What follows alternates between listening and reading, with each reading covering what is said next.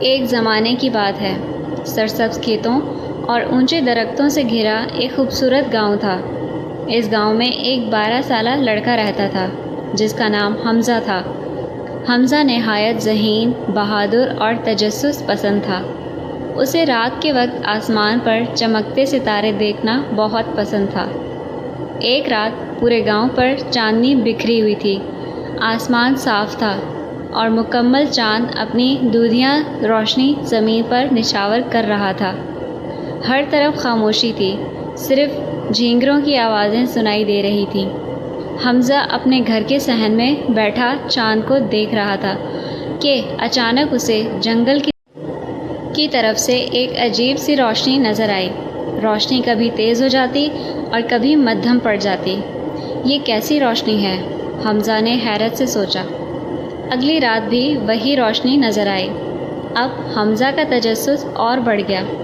اس نے فیصلہ کیا کہ وہ اس راز کا پتہ ضرور لگائے گا۔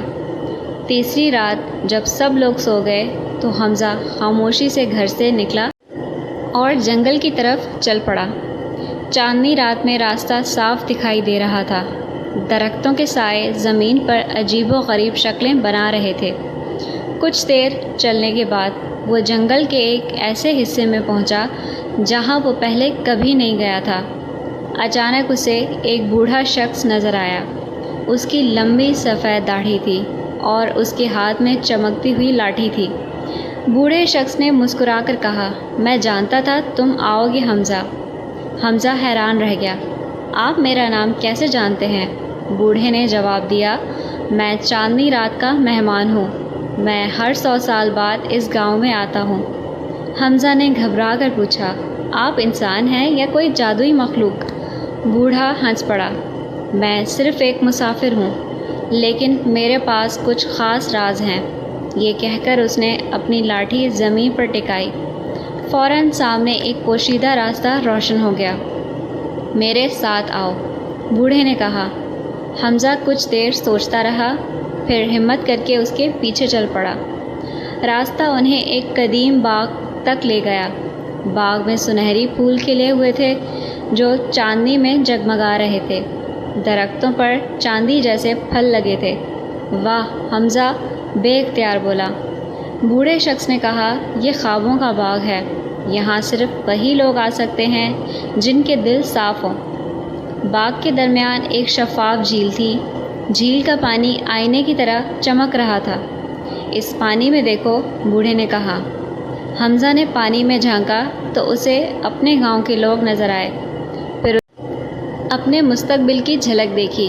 وہ بڑا ہو کر ایک عالم اور مددگار انسان بن چکا تھا۔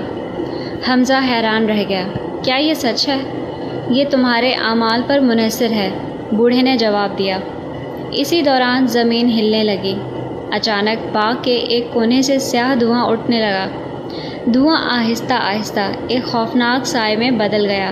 یہ کون ہے؟ حمزہ نے ڈرتے ہوئے پوچھا۔ بوڑھے کے چہرے پر سنجیدگی آ گئی۔ یہ اندھیروں کا سایہ ہے۔ یہ لوگوں کے دلوں میں خوف اور لالچ پیدا کرتا ہے۔ سایہ زور سے ہنسا، تم دونوں مجھے نہیں رو سکتے۔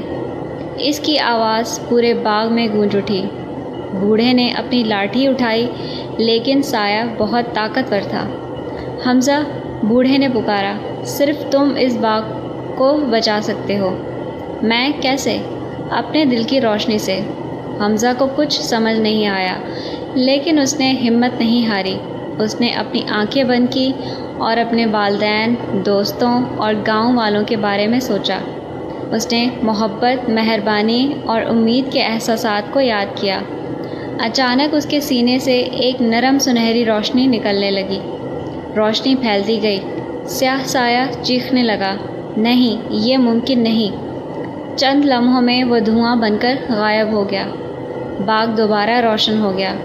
بوڑھا شخص مسکرایا، تم نے امتحان پاس کر لیا حمزہ۔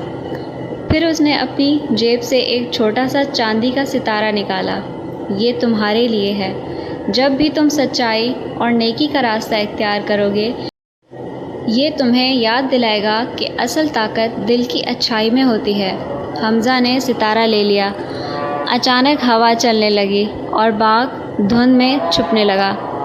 اب وقت آ گیا کہ میں جاؤں، بوڑھے نے کہا۔ کیا ہم دوبارہ ملیں گے؟ حمزہ نے پوچھا۔ بوڑھے نے آسمان کی طرف دیکھا، شاید کسی اور چاندنی رات میں۔ اگلے ہی لمحے وہ غائب ہو گیا۔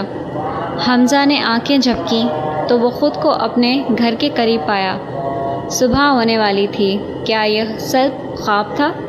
اس نے جیب میں ہاتھ ڈالا تو چاندی کا ستارہ اب بھی موجود تھا۔ حمزہ مسکرا دیا۔ اس دن کے بعد وہ ہمیشہ دوسروں کی مدد کرتا، سچ بولتا اور نیکی کے کام کرتا رہا، اور جب بھی چاندنی رات آتی وہ آسمان کی طرف دیکھ کر سوچتا کہ شاید کہیں نہ کہیں چاندنی رات کا وہ پراسرار مہمان آج بھی کسی نئے دلیر بچے کی تلاش میں ہو۔ سبق: حقیقی طاقت جادو میں نہیں بلکہ سچائی، محبت، ہمت اور نیکی میں ہوتی ہے۔